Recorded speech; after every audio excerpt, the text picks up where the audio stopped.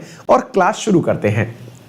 You are brave then you believe. आप जैसा जितना अपने आप को मानते हैं उससे कहीं ज्यादा बहादुर हैं, विश्वास रखिए। Stronger than you seems.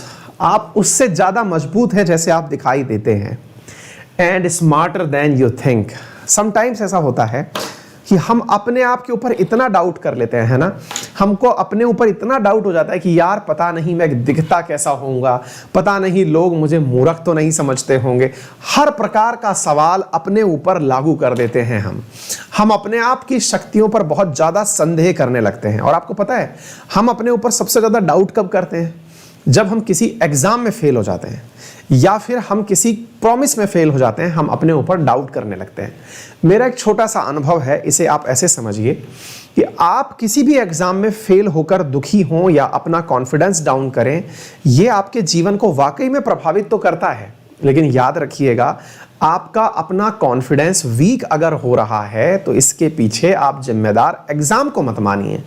जिम्मेदार अगर मानना है तो अपने कमिटमेंट को मानिए जिसको आप पूरा कर सकते थे, क्योंकि एग्जाम आपके बस में इसलिए नहीं है क्योंकि आपकी पढ़ाई रिजल्ट में तब्दील हो जाएगी। ये तो तभी संभव है जब जिनसे आपका कंपटीशन है वो आपसे कम पढ़ाई करें।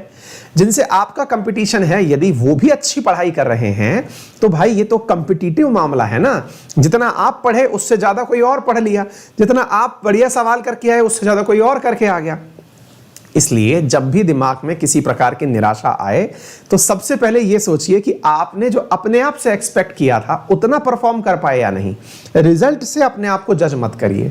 कई बार ऐसा भी हो सकता है कि आप अपना रिजल्ट जो है वो आपकी मेहनत के विपरीत हो। आपने बहुत कम मेहनत की, आप बहुत अच्छे से पास हो गए, आपको वो खुशी नहीं मिलती है। खुशी इस बात से मिलती है कि आपने जो पढ़ा था वो पेपर में आ गया, या जितना सोच के गए थे उतना आप कर पाए, आपने जितनी मेहनत की थी उतना आप एग्जाम में परफॉर्म कर पाए। इसका अभ्यास करते रहिए, है ना। तो आप बजाय फल के, जैसे कहते हैं ना कर्म किए जा फल की इच्छा मत कर, असल में ये जो व्याख्या है ना इसको थोड़ा समझने की आवश्यकता है। फल का मतलब ये है कि आप रिजल्ट से प्रभावित ना हो, आप प्रभावित हो कि आपने काम को कितने अच्छे से किया, तो फल तो स्वतः ही आपको खुश करेगा।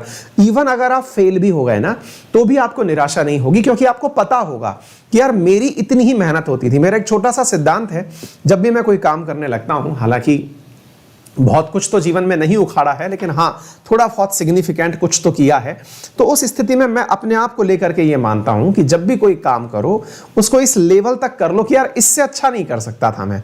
यानी करते समय आपके अंदर ये फीलिंग आ जाए कि मैं बस मेरा बेस्ट यही है, मैं इससे ज्यादा अच्छा नहीं कर सकता, तो आप यकीन मानिए कि आपका वो बेस्ट से बेस्ट प्रोडक्ट निकल के आएगा। मुसीबत तब होती है जब हम पढ़ने बैठते हैं, हम 5 घंटे पढ़े, अब चल यार थोड़ी देर घूम आते हैं, जबकि आपको पता है कि आप और पढ़ सकते हैं। चल थोड़ी देर फोन देख लेते हैं, चल किसी से बात कर लेते हैं, जबकि आपको पता है कि आप पढ़ सकते हैं। ये चीज आपको तोड़ती हैं। लेकिन आप सोचिए कि आप 5 घंटे पढ़ सकते थे, आप खींच के 8 घंटे पढ़ लिए। अब आपकी आंखें जवाब दे गई हैं, कमर जवाब दे गई है, दिमाग में कुछ जा नहीं रहा है, थक गए हो, नींद आ रही है, मतलब आपने जितनी मेहनत करनी थी, प्रयास करना था, वो कर लिया। यकीन मानिए उस दिन की पढ़ाई आपकी सबसे बेस्ट पढ़ाई कहलाएगी। मानता हूं कि आपको यह बात समझ में आ गई होगी, है ना। चलिए तो शुरू करते हैं आज के सेशन को बेहतर